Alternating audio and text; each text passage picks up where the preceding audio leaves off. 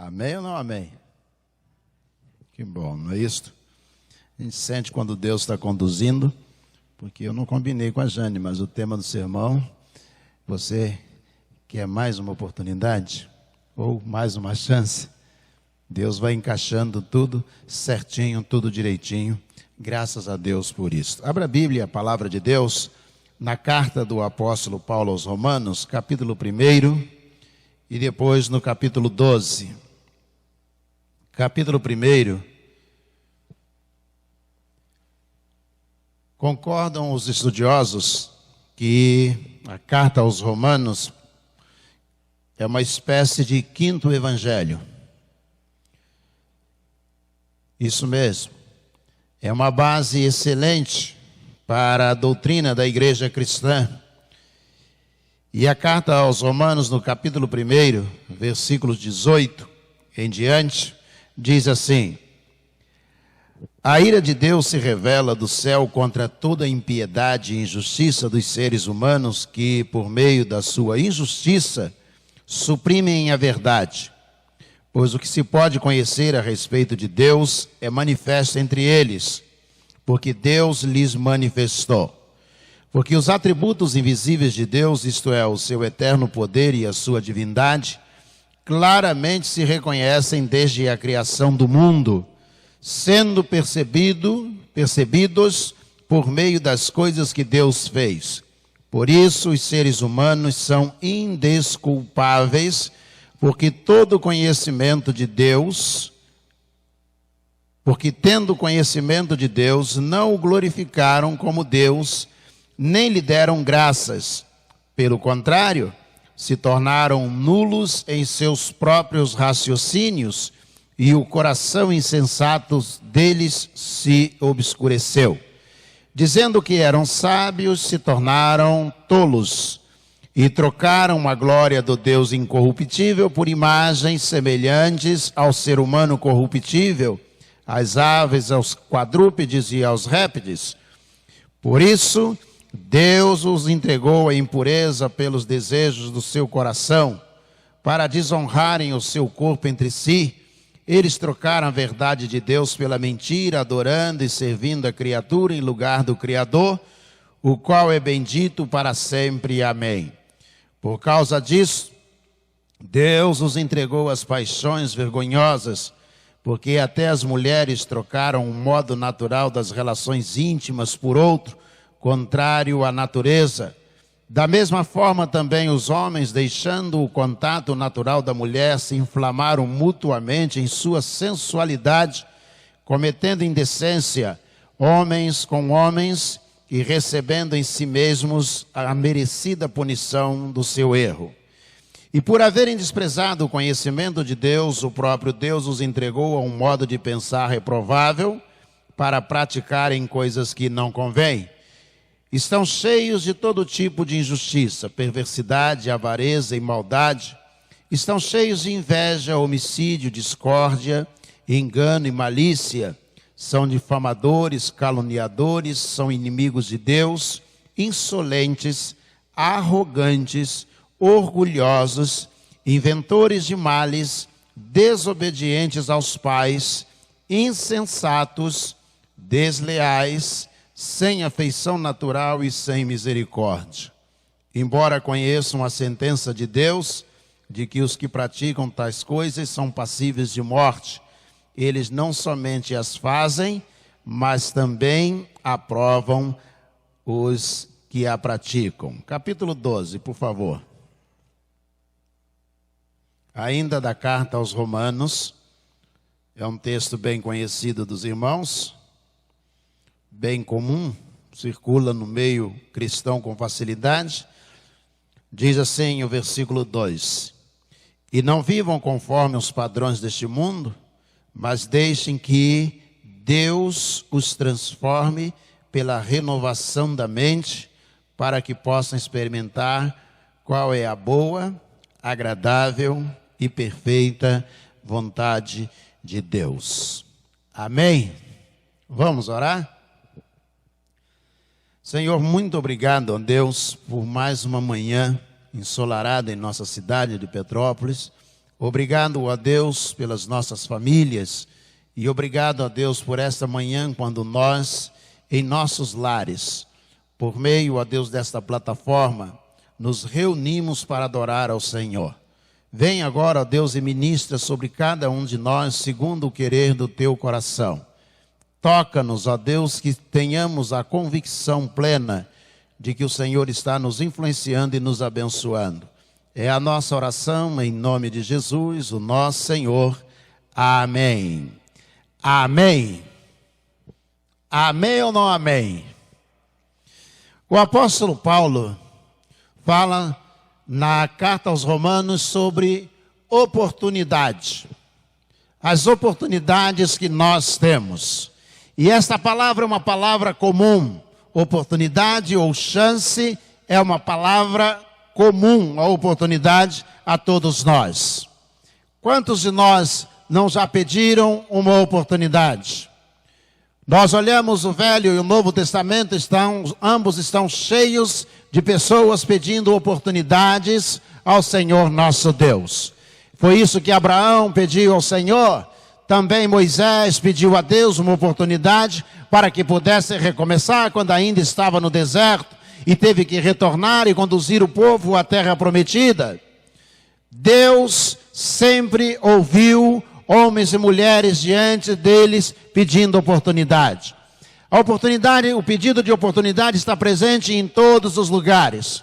Quantas vezes na clínica pastoral, atendendo pessoas, eu ouvi pessoas dizendo: se eu tivesse outra oportunidade, se fosse possível e eu tivesse mais uma oportunidade. Quantos esposos já pediram ao esposo uma oportunidade? Quantas esposas pediram ao esposo oportunidade? Quantos filhos já disseram aos pais: se vocês me derem pelo menos uma oportunidade para que eu possa começar de novo, certamente eu vou fazer diferente. Quantas pessoas eu já vi no leito de morte, pessoas enfermas que me disseram: pastor, se Deus me der mais uma oportunidade e eu sair deste lugar, eu vou servir ao Senhor como eu nunca servi na minha vida. Oportunidade é o tema da carta aos Romanos. E você? Você também quer uma oportunidade? Você precisa de uma oportunidade? Daniel teve oportunidade na Babilônia. José teve oportunidade no Egito. Ezequiel teve oportunidade enquanto era transportado para a Babilônia. Todo o Velho Testamento nós vamos encontrar homens e mulheres pedindo a Deus uma oportunidade. E no nosso tempo não é diferente. Nós estamos rodeados de pessoas que precisam de uma oportunidade. Paulo escreve a carta aos Romanos, que nós lemos o capítulo 1, a partir do versículo de número 18, ele vai dizendo: olha, essa geração se perdeu. Essa geração está longe de Deus. Nós estamos rodeados de pessoas que são difamadoras, pessoas que inventam coisas ruins, pessoas que têm inveja, pessoas que estão prontas para inverter a justiça. E ele vai discorrendo todo o 1º capítulo dizendo: essa geração se perdeu e ela não está ligando para Deus, não está preocupada com Deus, não parou para analisar que precisa do Senhor. E ele diz, mesmo sabendo que esses caminhos conduzem até a morte. Vai discorrer toda a carta aos Romanos, do capítulo 1 ao capítulo 12. E ele vai insistir que essa geração precisa de uma oportunidade. E no capítulo 12 ele diz assim, dando um conselho àquela e a esta geração, dando um conselho a mim e a você também. Ele diz então, procura apresentar-te a Deus, procura se aproximar de Deus. E quando você quiser oferecer ao Senhor uma adoração ao Senhor, ele diz, faça isso, que venha do interior do seu coração e que possa glorificar o nome de Deus. Ele vai dizer então, renova a sua mente. Renova a sua mente, renova o seu coração, para que Deus possa te abençoar. Paulo sabia muito bem o que era isto. Ele conhecia com profundidade a vida do rei Davi. Davi havia enfrentado os momentos difíceis na sua vida. E quantas vezes Davi parou diante de Deus e pediu uma oportunidade?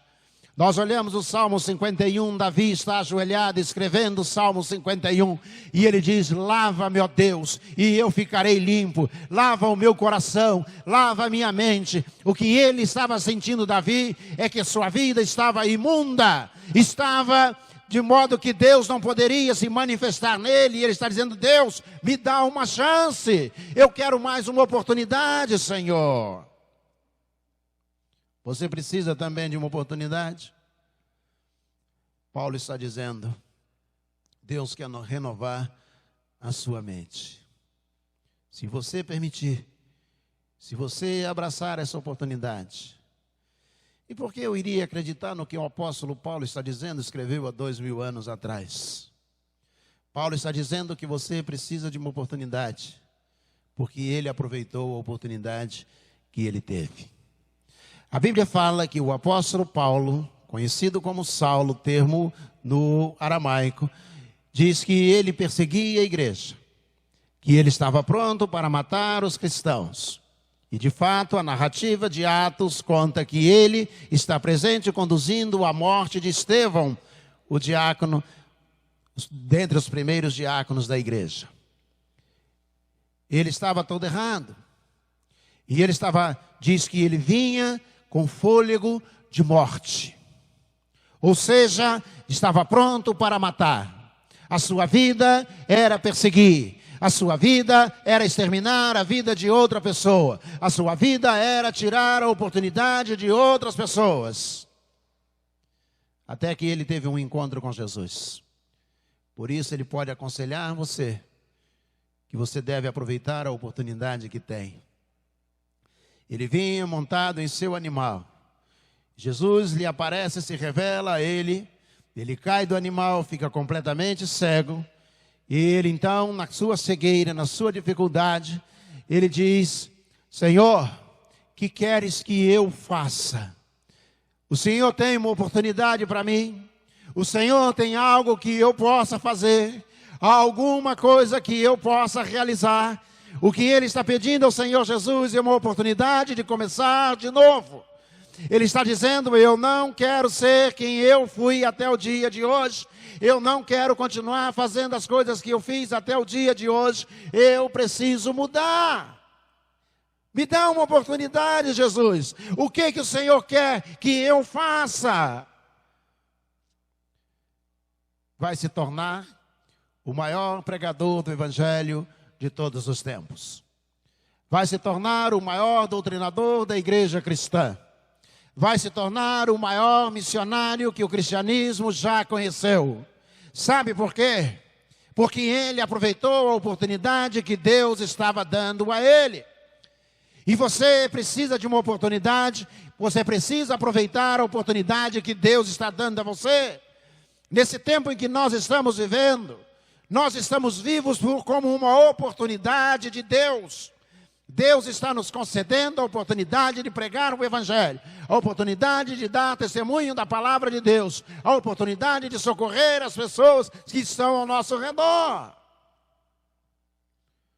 Você precisa de uma oportunidade?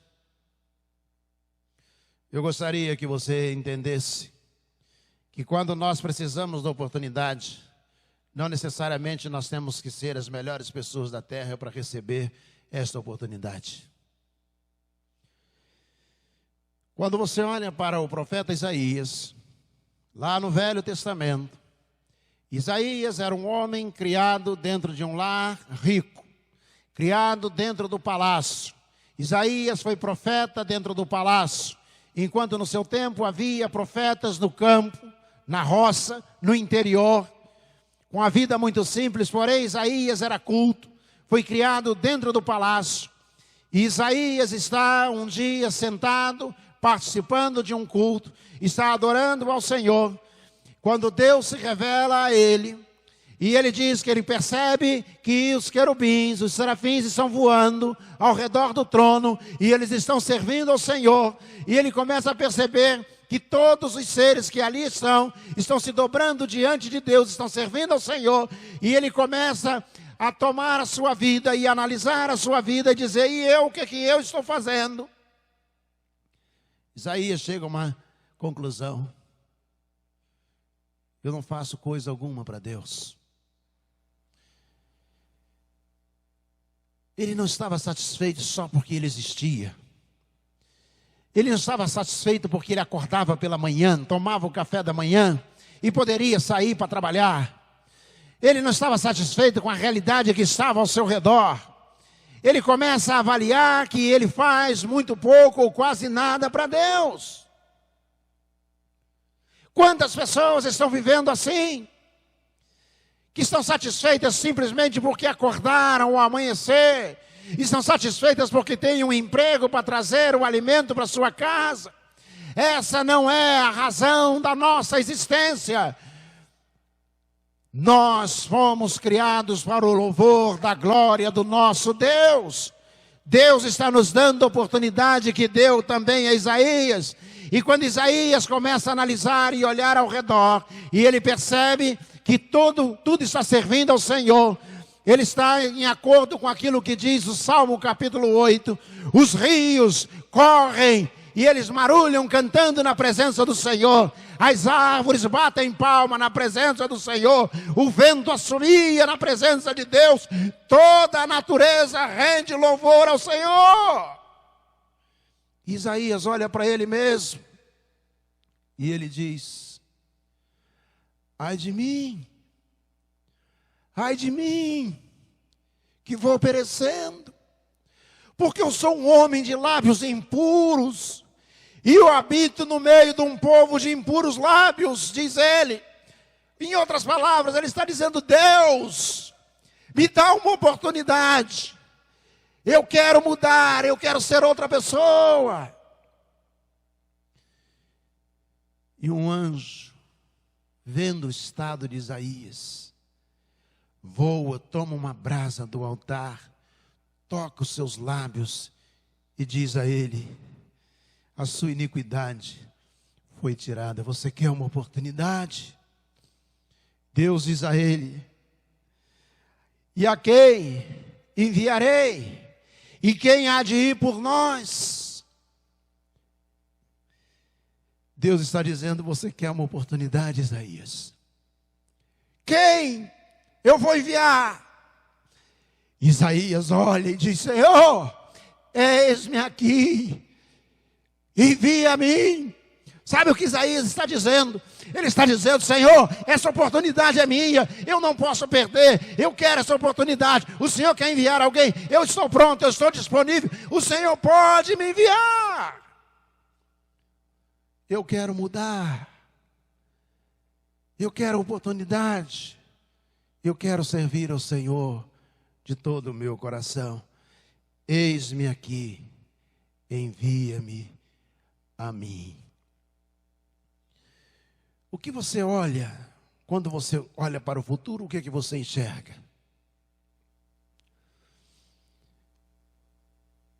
Nós vimos hoje, das últimas 24 horas, quase 350 mil pessoas infectadas na Índia. Em 24 horas infectadas pelo coronavírus. O Brasil vem enfrentando grandes problemas.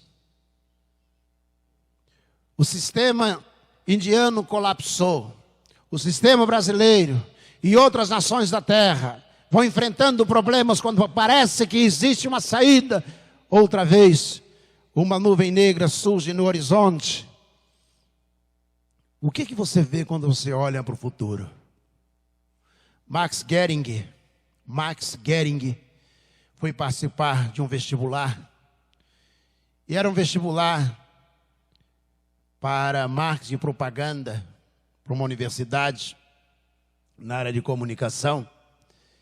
E ele conta que ele entrou, sentou, começou a fazer a prova e a última questão dizia: quando você olha para a folha em anexo grampeada junto com a sua prova, na última página, o que é que você vê? E ele então foi até aquela última página, ela estava em branco. Ele olhou do outro lado, ela estava em branco também. E ele ficou quieto durante a prova, observando os outros. E um aluno levantou o dedo, o professor disse, pois não? E ele disse, a minha última folha está em branco. E o professor, o fiscal da prova, disse, eu sei. Então Max Gehring disse, e eu percebi que todas as últimas folhas estavam em branco. E então olhou para o índice da questão na página anterior, na folha anterior, dizia, o que é que você vê quando você olha para a última folha, a última página? E ele disse que por horas ele ficou parado ali, tentando observar. E ele disse, escreveu, nada, e entregou a prova. Quando saiu, chegou lá embaixo, os garotos estavam conversando, os jovens, e um disse, eu também escrevi nada. E o outro disse, eu também. E eu escrevi, a página está em branco. E um dos moços que estavam no pátio disse, e eu escrevi que quando eu olho para aquela folha em branco, eu vejo uma grande oportunidade. Os outros ficaram olhando para ele. Veio o dia do resultado do exame, do vestibular, daquela faculdade, para aquela faculdade. E o primeiro lugar foi aquele garoto, segundo conta Max Gehring, que escreveu, quando eu olho uma página em branco, eu vejo uma grande oportunidade. O dia de amanhã para a gente é uma página em branco. A semana que vem, o ano que vem, é uma página em branco. Quero dizer a você que se você permitir, Deus vai te conduzir, mesmo que a página esteja em branco, dizendo a você, eis aí uma grande oportunidade. Curve a sua cabeça, feche os seus olhos.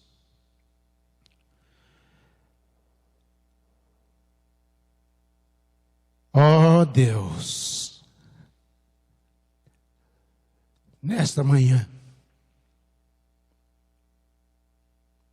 nós queremos ver, ó Deus, no meio de tudo que nós estamos vivendo, queremos enxergar a vida como uma grande oportunidade. Queremos olhar para a nossa família e ver nela uma grande oportunidade do Senhor. Queremos olhar, ó Deus, para o emprego e ver, ó Deus, como uma grande oportunidade. Mas no meio de todas essas oportunidades, queremos ver que são oportunidades para servirmos ao Senhor. Ó Deus, ajuda-nos, ó Deus, para que aproveitemos a oportunidade como o apóstolo Paulo, para que aproveitemos a oportunidade como Isaías, para que aproveitemos a oportunidade como Abraão, Moisés, para que aproveitemos, ó Deus, a oportunidade como Josué, para que aproveitemos, ó Deus, as oportunidades como José no Egito e Daniel na Babilônia. Nós, ó Deus, queremos sim oportunidades dadas pelo Senhor, mas não podemos desperdiçá-las, porque queremos, ó Deus, fazer o melhor para o Senhor. Concede-nos, ó Deus, oportunidades, pois nós oramos em nome de Jesus. Amém. Amém. Que o Senhor te abençoe e te guarde. Faça resplandecer o rosto dele sobre ti. Tenha misericórdia de ti e te dê a paz. Que Deus abençoe.